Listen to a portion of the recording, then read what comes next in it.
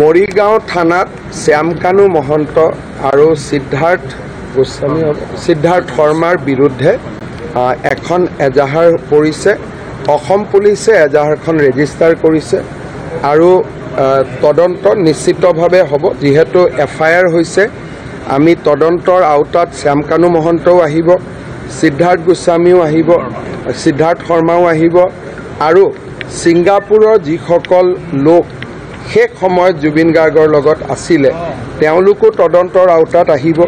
বা ইয়াত এটা কথা ওলাইছে যে আগদিনাখন কোনোবাই জুবিন গাৰ্গক কোনোবা জাগা এটাত পাৰ্টি এটাত লৈ গৈছিল বুলি মই তেনেকুৱাও দুই এটাত ছ'চিয়েল মিডিয়া দেখিছোঁ, সঁচা মিছা নাজানো, সেইবিলাকো আমি চাম।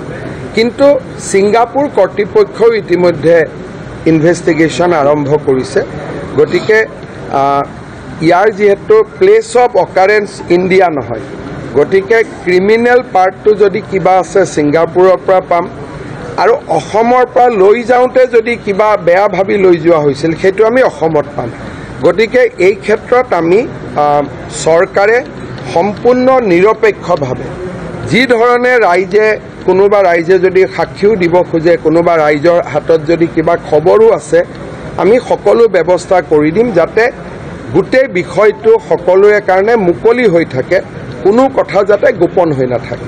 মৰিগাঁও থানাত শ্যামকানু মহন্ত আৰু সিদ্ধাৰ্থ শৰ্মাৰ বিৰুদ্ধে এখন এজাহাৰ পৰিছে। অসম পুলিচে এজাহাৰখন ৰেজিষ্টাৰ কৰিছে আৰু তদন্ত নিশ্চিতভাৱে হ'ব। যেহেতু এফআইআৰ হৈছে, আমি তদন্তৰ আওতাত শ্যামকানু মহন্তও আহিব, সিদ্ধাৰ্থ গোস্বামীও আহিব, সিদ্ধাৰ্থ শৰ্মাও আহিব আৰু ছিংগাপুৰৰ যিসকল লোক শেষ সময়ত জুবিন গাৰ্গৰ লগত আছিলে তেওঁলোকো তদন্তৰ আওতাত আহিব। বা ইয়াত এটা কথা ওলাইছে যে আগদিনাখন কোনোবাই জুবিন গাৰ্গক কোনোবা জাগা এটাত পাৰ্টি এটাত লৈ গৈছিল বুলি মই তেনেকুৱাও দুই এটাত ছ'চিয়েল মিডিয়া দেখিছোঁ, সঁচা মিছা নাজানো, সেইবিলাকো আমি চাম। কিন্তু ছিংগাপুৰ কৰ্তৃপক্ষও ইতিমধ্যে ইনভেষ্টিগেশ্যন আৰম্ভ কৰিছে। গতিকে ইয়াৰ যিহেতু প্লেচ অফ অকাৰেঞ্চ ইণ্ডিয়া নহয়, গতিকে ক্ৰিমিনেল পাৰ্টটো যদি কিবা আছে ছিংগাপুৰৰ পৰা পাম আৰু অসমৰ পৰা লৈ যাওঁতে যদি কিবা বেয়া ভাবি লৈ যোৱা হৈছিল সেইটো আমি অসমত পাম।